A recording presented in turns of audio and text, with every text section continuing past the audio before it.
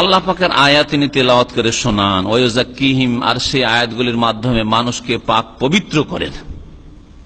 মানুষের আকীদা শিরক কুফরি ছিল, পাক পবিত্র করে তাওহীদ থেকে নিয়ে আসেন।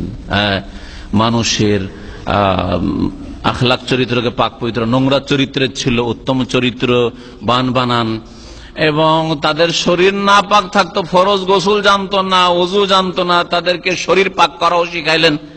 ওয়ায়ুযাক্কিহিম, তাদের সবকিছু পাক পবিত্র করার শিক্ষা দিলেন রাসূলুল্লাহ সাল্লাল্লাহু আলাইহি ওয়াসাল্লাম। ওয়ায়ুআল্লিমুহুমুল কিতাব ওয়াল হিকমা, এবং তাদেরকে কিতাব আর হিকমতের, কিতাবের পাশাপাশি যখন হিকমতের কথা আল্লাহ বলেছেন তখন তার মানে হচ্ছে হাদিস। তো নবী সাল্লাল্লাহু আলাইহি ওয়াসাল্লাম দুটো জিনিস শিখাইতে এসেছেন, কি? একটা হচ্ছে কোরআনে কারীম, আর একটা হচ্ছে রাসূলের হাদিস। নবী সাল্লাল্লাহু আলাইহি ওয়াসাল্লাম যা বলেছেন তা শিখিয়েছেন তিনি যা করেছেন এবং তার সামনে সাহাবীরা করেছেন, ঠিক আছে, সমর্থন করেছেন, অনুমোদন দিয়েছেন। এই তিনটি জিনিসের নাম হচ্ছে হাদিস। তো হিকমত বলা হয় নবী সাল্লাল্লাহু আলাইহি ওয়াসাল্লামের হাদিস কি? তো নবী সাল্লাল্লাহু আলাইহি ওয়াসাল্লাম কি করতেন? সাহাবায়ে কেরামদেরকে, মুসলিমদেরকে কোরআন শিখাইতেন। কোরআনের শুধু পড়া শিখাইতেন না, আর কারি সাহেব বানাইতেন না, আর হাফেজ সাহেব বানাইতেন না, যে কোরআন বুঝিও না শুধু হাফেজ হয়ে যাও। কোরআনের তরজমা জানা দরকার নাই, ভালো কারি মাখরাজটা ঠিক হইলেই হলো, আর ইখফা ইদগাম গুন্না ঠিক হইলেই হলো, আর এই টানটুন ঠিক হইলেই হলো, আর সুর সাতটা ঠিক হইলেই হলো। এসব শিখাইতে আসেননি রাসূলুল্লাহ সাল্লাল্লাহু আলাইহি ওয়াসাল্লাম। শিখাইতে এসেছেন যে আল্লাহ পাক, হে মানব জাতি, তোমার মাবুদ তোমাকে কি সম্বোধন করছেন, আল্লাহ তোমাকে কি খেতাব করেছেন, অ্যাড্রেস করেছেন। ইয়া আইয়ুহান নাস, হে মানব সকল, উবুদু রাব্বাকুম, তোমাদের রবের ইবাদত করা। আল্লাযী খালাকাকুম, যিনি তোমাদের সৃষ্টিকর্তা, সৃষ্টি করেছেন। ইয়া আইয়ুহাল্লাযীনা আমানু, হে মুমিন সকল, লা তুলহিকুম আমওয়ালুকুম ওয়ালা আওলাদুকুম আন যিকরিল্লাহ, তোমাদের ধন সম্পদ, ব্যবসা বাণিজ্য আর তোমাদের ছেলে মেয়ে আল্লাহর স্মরণ থেকে গাফিল করে পাপে লিপ্ত না করে দেয়, ফরজ ওয়াজিব না ছাড়িয়ে দেয়।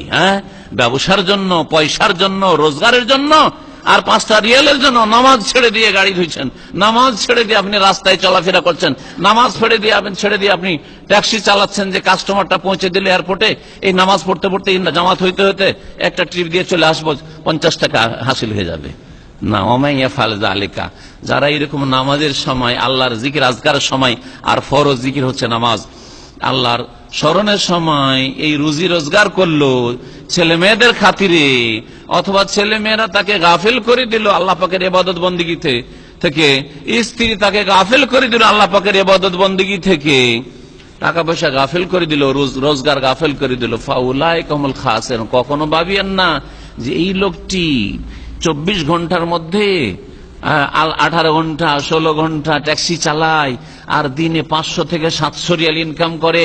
আমি জানি অনেক ট্যাক্সিওয়ালাদের কাছ থেকে শুনেছি, আপনারা দৈনিক কত কিলোমিটার চালান। তো ওদের মধ্যে যারা খারাপ তাদের কথা বলছেন, ওদের মধ্যে যারা ভালো বলছে অনেক সময় 400 থেকে 500 কিলোমিটার চালায়। যারা নামাজি, কেন বেনামাজি ট্যাক্সিতে তো বসি, এমনি তো জানিও না, নামাজি যাদেরকে চেনি তাদেরকেও জিজ্ঞাসা করেছি যে আমরা ঈদের সময়, যে সময়গুলিতে কাস্টমার পাই, 500 কিলোমিটার পর্যন্ত চালাই দিনে, একদিনে।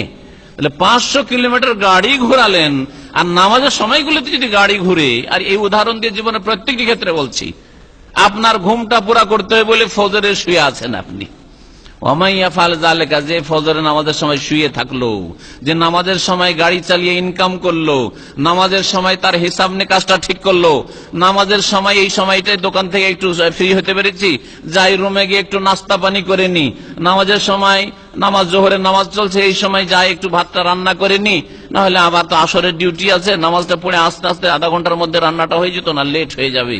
ওমাই ইয়াফআল যালিকা, এইসব কাজ যারা করে তারা লাভবান।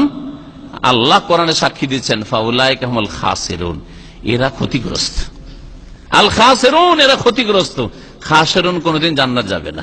যারা জান্নাত যাবে তাদেরকে আল্লাহ ফায়েজুন বলেছেন, সাকসেসফুল তাদেরকে বলেছেন, সফল কাম বলেছেন, তাদেরকে মুফলিহুন আল্লাহ বলেছেন। আল্লাহ রাব্বুল আলামিন